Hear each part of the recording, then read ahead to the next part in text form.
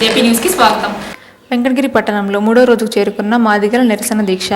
SC వర్గీకరణ బిల్లును ప్రస్తుత పార్లమెంటు సమావేశాల్లో ప్రవేశపెట్టాలని, ముఖ్యమంత్రి నాయకత్వం ఢిల్లీకి తీసుకెళ్లాలని, మాదిగ ఉపకులాలకు సహకరించాలని వెంకటగిరి నియోజకవర్గ ఇన్ఛార్జ్ పల్లిపాటి రవి, మందకృష్ణ మాదిగ పిలుపు మేరకు ఎంఆర్ఓ ఆఫీస్ ఎదుట నిరసన దీక్ష చేపట్టారు. ఈ దీక్ష నందు ఎంఆర్పిఎస్ మరియు ఇతర సంఘాలు పాల్గొన్నాయి. ఈ కార్యక్రమాన్ని ఉద్దేశించి మార్పు సంస్థ స్థాపకులు చిగురుపాటి పవన్ మాట్లాడుతూ, ఎలక్షన్లలో చంద్రబాబు నాయుడు నేను పెద్ద మాదిగనై ఎస్సీ వర్గీకరణ చేస్తానని హామీ ఇచ్చి మాట తప్పారు అని అన్నారు.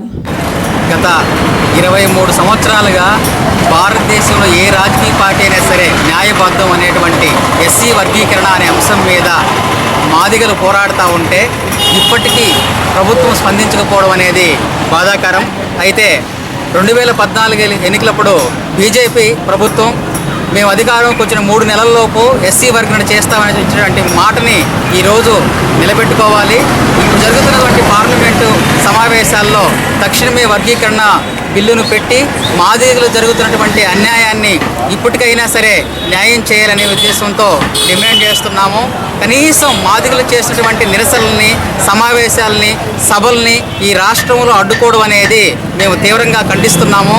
చంద్రబాబు నాయుడిని ఈ సందర్భంగా హెచ్చరిస్తున్నాం. మాదిగల ఓట్లతో గెలిచి నువ్వు సరే వర్గీకరణకైతే నీవు చేసే అంశం నీ పరిధి కాదు, ఆ విషయం ఎప్పుడూ తేలిపోయింది.